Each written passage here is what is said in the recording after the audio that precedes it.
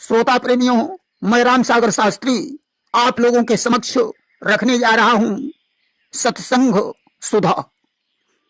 देखिए, गोस्वामी तुलसीदास जी ने मानस में लिखा है कि गुरु बिन भव निधि करई न कोई, अचहि बिरंचि शंकर सम होई।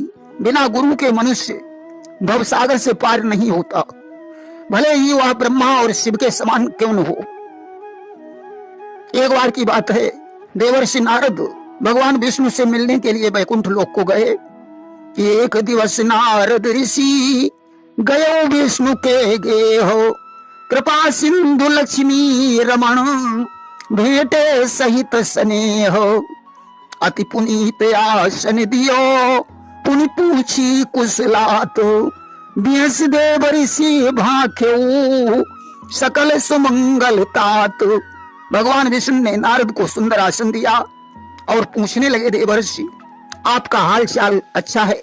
नारद ने कहा, हाँ प्रभु, आपकी कृपा से सब कुशल मंगल है। थोड़ी देर बैठने के बाद नारद जी भगवान को प्रणाम करके चल दिए।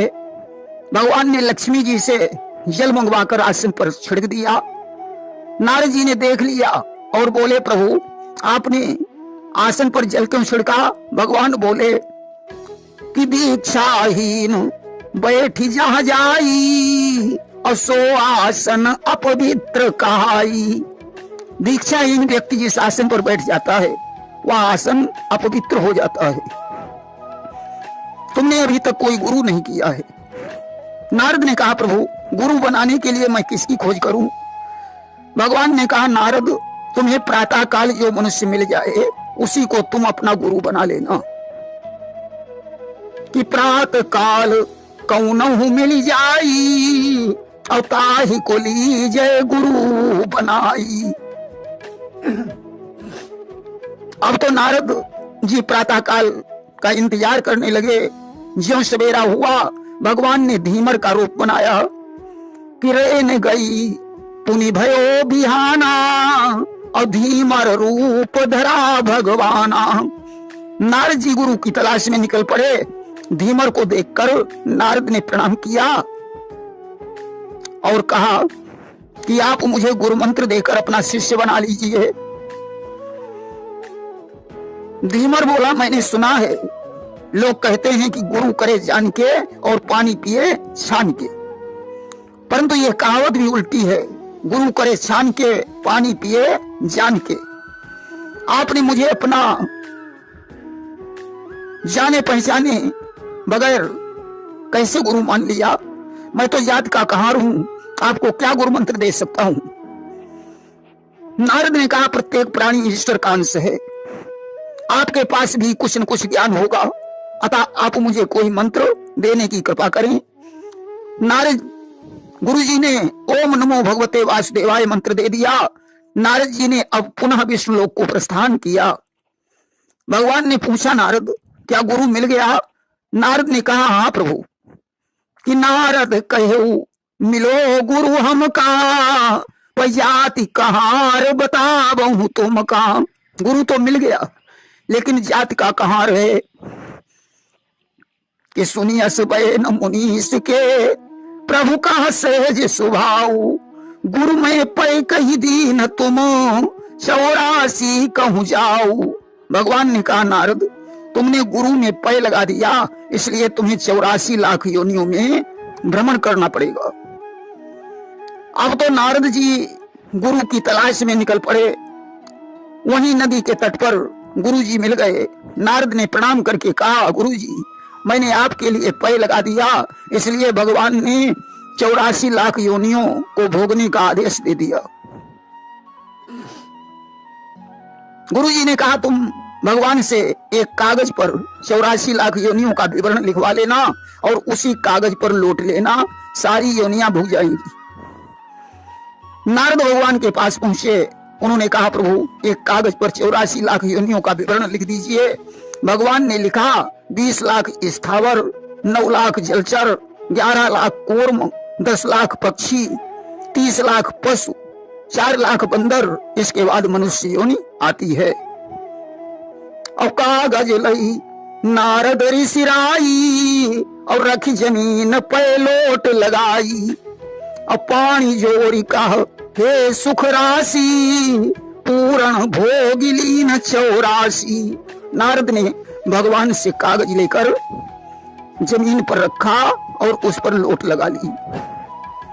भगवान से कहा प्रभु मैंने 84 लाख योनियां भोग ली। भगवान ने कहा नारद यह युक्ति तुम्हें किसने बताई? नारद ने कहा यह युक्ति मेरे कहार गुरु जी ने बताई है।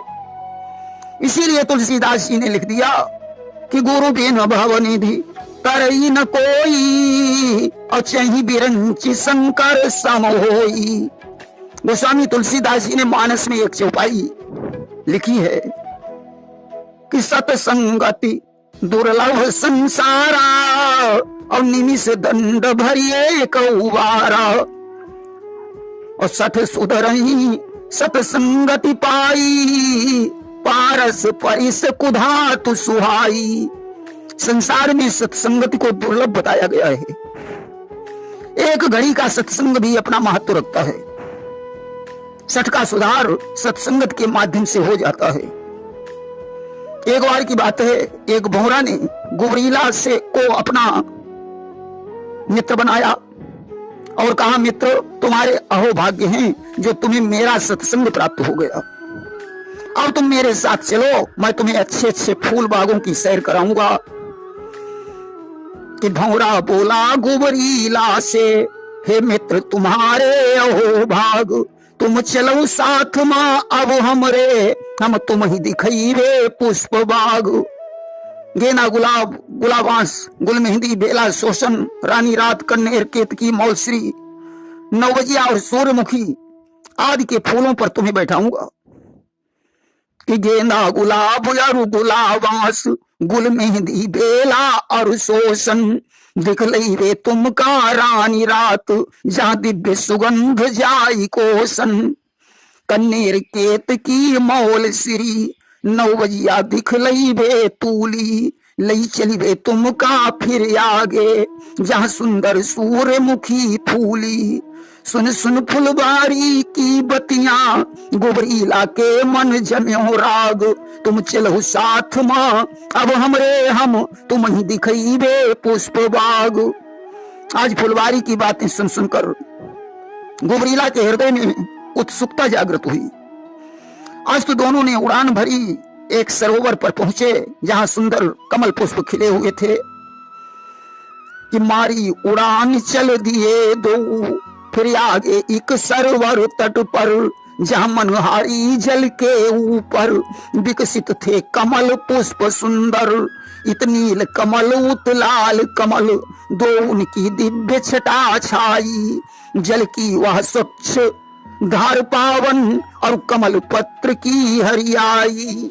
गुबरीला बोला लौटी चलो, हम काहिया नाही नीक लाग, तुम चलो साथ मां अब हमरे, हम तुम ही दिखइबे पुष्प बाग।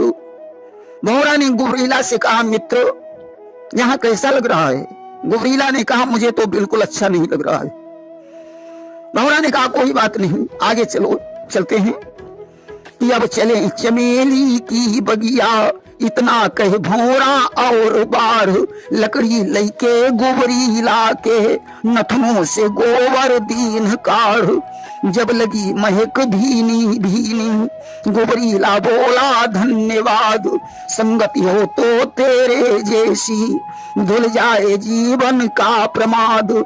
सागर सुसंग में आए जो, उनकी ही किस्मत उठी जाग, तुम चलो साथ मां अब हमरे, हम तुम ही दिखइबे पुष्प बाग। चमेली के बगीचे में ले जाकर भौरे ने गुबरीला के नथनों से लकड़ी लेकर गोबर निकाल दिया। अब तो गुबरीला स्वयं भौरा बन गया। उसने कहा धन्यवाद मित्र, बड़ी अच्छी सुगंध आ रही है। अस्तु सत्संग के प्रभाव से गुबरीला भी भौरा के समान बन गया। इसलिए सत्संग की गंगा में सभी को स्नान करना चाहिए।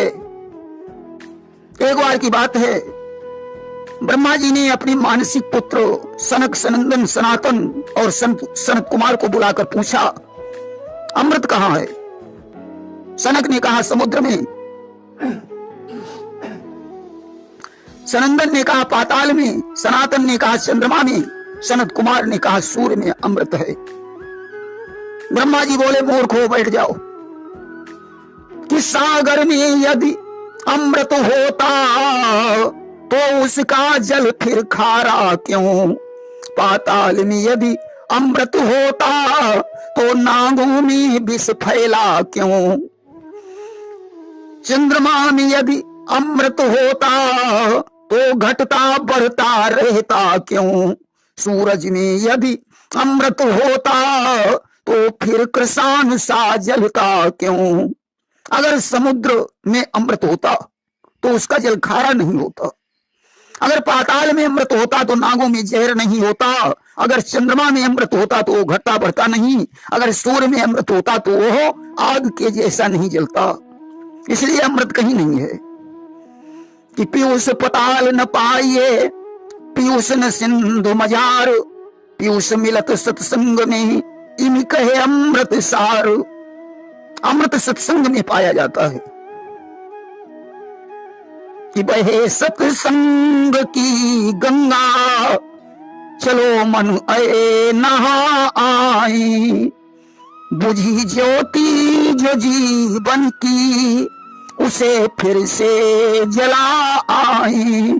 एक बार की बात है, एक राजा ने किसी ज्योतिषी को अपनी कुंडली दिखाई।